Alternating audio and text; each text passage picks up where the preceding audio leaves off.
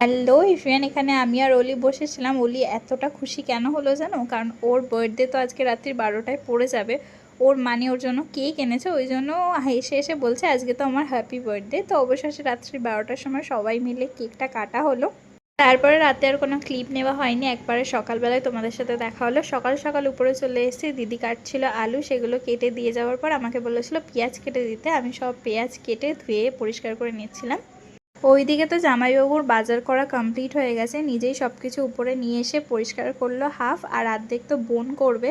তো ওইদিকে আমি পেঁয়াজ কাটছিলাম যতক্ষণে, ততক্ষণে দেখলাম বোনের মাছ ধোয়া হয়ে গেছে। মাছ ধোয়ার পর ওর আবার মাংসগুলো সব ধুয়ে নিয়েছিল, ধুয়ে নুন হলুদ মাখিয়ে দিয়েছিল। আর এখানে আমি বসেছিলাম, আমার গলা প্রচণ্ড বসে গেছে, কাশি হচ্ছে, ওটাই তোমাদেরকে বলছিলাম।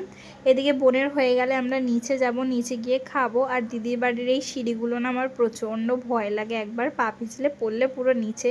তাও এখানে বাঁশ দিয়ে ঘিরে দিয়েছিল বলে পড়ার কোনো চান্স ছিল না। সকালের খাবারে ছিল ডাল আলু মাখা, তো বোন উপর থেকে মাছ এনেছিল ওরা আর আমার জন্য। ওটা খেয়ে স্নান টান করে একেবারে চুড়িদার পরে নিয়েছি। আমি আর একদম রেডি হতে পারিনি, কারণ আমার শরীর একদম ভাল লাগছিল না, পায়ে প্রচণ্ড ব্যথা করছিল। অনুষ্ঠানটা ছিল দুপুরবেলা, তাই বাচ্চা কাচ্চা সবাই আসার পরেই কেক কাটিংটা শুরু হয়ে গেছে।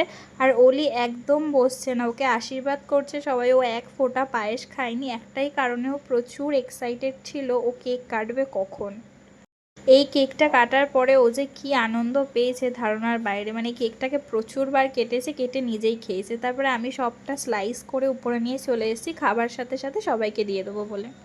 দিদি আর আমি সবাইকে খেতে দিচ্ছিলাম, অলরেডি একটা ব্যাচ খেয়ে চলে গেছে, আর একটা ব্যাচ বসেছে। তো এরা খাচ্ছিল, আমি নিচে গিয়ে দেখি আমার দিদি জাইবু আর আমার ছোট্ট তুতুন সোনাও চলে এসছে। দিদি বোনকে গিফট দিচ্ছে, এত সুন্দর একটা মুহূর্ত ক্যাপচার না করলে হয়? এই মুহূর্তটা যদি ক্যাপচার না করি কী বা ক্যাপচার করলাম? ওদের এই ছোট ছোট আনন্দটাই অনেক বড়। এখন তো ওরা ছোট, কিছুই বোঝে না গিফট দেওয়া কি নেওয়া কি, কিন্তু ওরা যে আনন্দটা পায় এটাই অনেক। বেলা প্রায় অনেকটাই হয়ে গেছিলো বলতে পারো, প্রায় 5টা বাজে। তো তখন আমরা দুপুরে লাঞ্চ করতে বসেছিলাম, কারণ সকালবেলা খাওয়াটা অনেকটা দেরিতে খেয়েছি, প্রায় 12টা 12:30 এরকম হয়ে গেছে।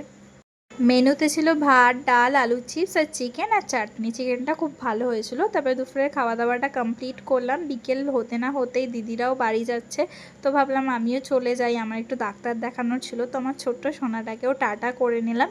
এদিকে সবাই এসেছিলো আমাকে ছাড়ার জন্য, আর আমার তুতুন সোনা তো কেঁদেই একাকার, প্রত্যেকবারের গল্প এটা। চলো দেখা হচ্ছে নেক্সট ভিডিওতে।